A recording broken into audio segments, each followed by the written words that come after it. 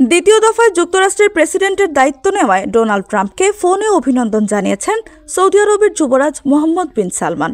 Saudi সরকারের পক্ষ থেকে জানানো হয়, আজ বৃহস্পতিবার ট্রাম্প ও মোহাম্মদ বিন সালমানের মধ্যে ফোনে কথা হয়েছে। ফোন আলাপে মোহাম্মদ বিন সালমান আগামী দিনগুলোয় যুক্তরাষ্ট্রে সৌদির বিনিয়োগ ব্যাপকভাবে বাড়ানোর কথা ট্রাম্পকে বলেছেন। এছাড়া বাণিজ্য বাড়ানোর কথাও বলছেন তিনি। সৌদি আরবের পররাষ্ট্র মন্ত্রণালয়ের বিবৃতিতে বলা হয়েছে, দ্বিতীয় দফায় প্রেসিডেন্ট নির্বাচিত হওয়ায় ট্রাম্পকে সৌদি বাদশাহ সালমানের পক্ষ থেকে অভিনন্দন বার্তা দিয়েছেন যুবরাজ মোহাম্মদ বিন সালমান। যুবরাজ জানিয়েছেন, আগামী 4 বছরে যুক্তরাষ্ট্রে $60,000 কোটি বিনিয়োগ করতে চায় তার দেশ। ট্রাম্প তার প্রথম দফার শাসনামলে সৌদি আরবকে তার দেশের গুরুত্বপূর্ণ জ্বালানি ও নিরাপত্তা অংশীদার হিসেবে চিহ্নিত করেছিলেন।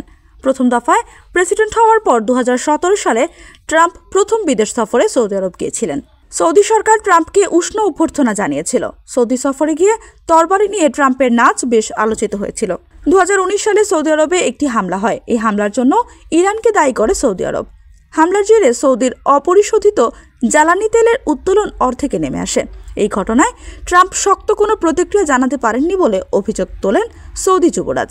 এর জেরে ওয়াশিংটনের সঙ্গে রিয়াদের সম্পর্কের উষ্ণতায় ভাটা পড়ে। তবে তা সত্ত্বেও ট্রাম্পের জামাতা জেরার্ড কুশনারের ইকুইটি প্রতিষ্ঠান সৌদি আরবের কাছ থেকে $200 কোটি বিনিয়োগ পান।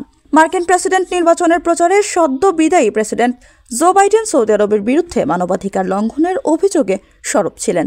বিশেষ করে 2018 সালে তুরস্কে সৌদি সাংবাদিক জামাল খাশোগির হত্যায় সৌদি সরকারের ভূমিকা নিয়ে তোপ দাগেন বাইডেন।